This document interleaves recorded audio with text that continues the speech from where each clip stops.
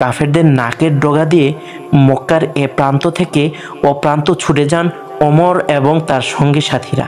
তারা একত্রে পবিত্র কাবা শরীফে নামাজ আদায় করেন, কাবা ঘরে তাওয়াফ করেন। কেউ বাধা দিতে এলে তারা তা প্রতিহত করেন কাফেরদের যে কোনো আক্রমণ। অন্য মুসলমানরা গোপনে হিজরত করেন মদিনায়, আর ওমর রাদিয়াল্লাহু তাআলা আনহু হিজরত করেন প্রকাশ্যে। মক্কা থেকে মদিনায় হিজরত করার আগে হযরত ওমর রাদিয়াল্লাহু তাআলা আনহু প্রথমে কাবা ঘর তাওয়াফ করেন। তারপর কুরাইশদের মধ্যে গিয়ে চিৎকার করে বলেন, কেউ যদি তার মাকে পুত্রশোকে কাঁদাতে চায় তাহলে সে যেন এ উপত্যকার অপর প্রান্তে আমার মুখোমুখি হয়। এই দুঃসাহসী ঘোষণা দিয়ে বীরের মতো তিনি মদিনার পথে রওনা হলেন। কাফেররা দেখল ওমর রাদিয়াল্লাহু তাআলা আনহু চলে যাচ্ছে, কিন্তু তাকে বাধা দিতে কেউ সাহস পেল না। ওমর রাদিয়াল্লাহু তাআলা আনহুর তলোয়ারের ভয়ে তারা প্রকম্পিত। প্রাণ হারাতে কে যাবে তার তলোয়ারের সামনে?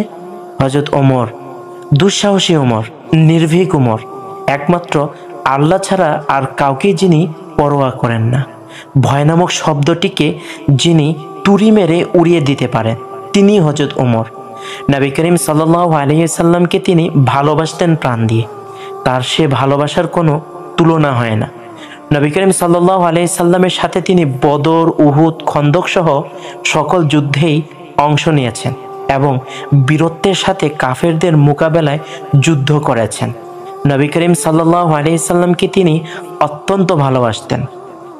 নবী করিম সাল্লাল্লাহু আলাইহি সাল্লামের ওয়াফাতের সংবাদ শুনে তিনি বিশ্বাসই করতে পারেননি যে নবী করিম সাল্লাল্লাহু আলাইহি সাল্লাম আর দুনিয়াতে নেই।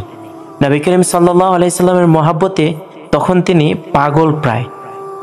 কোষমুক্ত তলোয়ার নিয়ে হযরত ওমর রাদিয়াল্লাহু তাআলা আনহু মসজিদে নববীর সামনে গিয়ে ঘোষণা দিলেন, যে বলবে নবী করিম সাল্লাল্লাহু আলাইহি সাল্লাম ইন্তেকাল করেছেন, আমি তার মাথা দ্বিখণ্ডিত করে দেব। ইসলামের প্রথম খলিফা ছিলেন আবু বকর রাদিয়াল্লাহু তাআলা আনহু, আর দ্বিতীয় খলিফা ছিলেন হযরত ওমর রাদিয়াল্লাহু তাআলা আনহু। 10 বছর খেলাফতকালে তিনি গোটা বাইজান্টাইন, রোম এবং পারস্য সাম্রাজ্যের পতন ঘটান। তিনি বহু শহর এবং বহু রাজ্য জয় করেন। অর্ধেক জাহানে তিনি ইসলামের বিজয় পতাকা ওড়াতে সক্ষম হন। তার সময়ে তিনি জেনার জন্যে দুর্রা মারা এবং মদপানের জন্যে 80টি বেত্রাঘাত চালু করেন। অর্ধেক জাহানের শাসনকর্তা হযরত ওমর রাদিয়াল্লাহু তাআলা আনহু। কিন্তু ক্ষমতার মোহ তাকে কখনোই সত্য থেকে দূরে ঠেলে দেয়নি। তিনি ছিলেন ন্যায়পরায়ণ শাসক। তার কাছে ধনী গরিব, ছোট বড় কোনো ভেদাভেদ ছিল না। সকলের প্রতি তিনি ছিলেন সমান দরদি। এত বড় শাসক হয়েও ব্যক্তি জীবনে ছিলেন হযরত ওমর রাদিয়াল্লাহু তাআলা আনহু অত্যন্ত সাধারণ একজন মানুষ।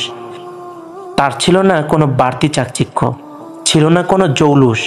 খুব গরিব হালে তিনি জীবনযাপন করতেন, কিন্তু শাসক হিসেবে তিনি ছিলেন অত্যন্ত সচেতন।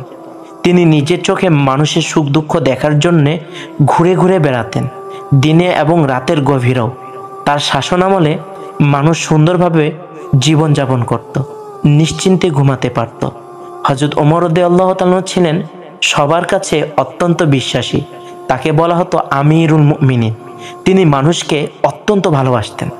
সবার মুখে মুখে ফিরত হযরত ওমর রাদিয়াল্লাহু তাআলার নাম। তার ইনসাফ এবং ন্যায়পরায়ণতায় সকলেই মুগ্ধ ছিল।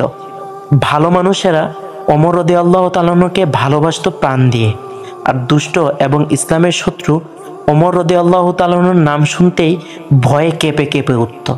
হযরত ওমরের বীরত্ব এবং ন্যায়পরায়ণতা ইতিহাসে উজ্জ্বল হয়ে আছে। ইসলাম গ্রহণের আগে তিনি যেমন ছিলেন উগ্র এবং দুঃসাহসী, ঠিক ইসলাম গ্রহণের পরেও তিনি ছিলেন সত্যের পক্ষে প্রশান্ত এবং কোমল, আর মিথ্যা এবং অন্যায়ের বিরুদ্ধে ছিলেন বরাবরই খাপ খোলা তলোয়ার।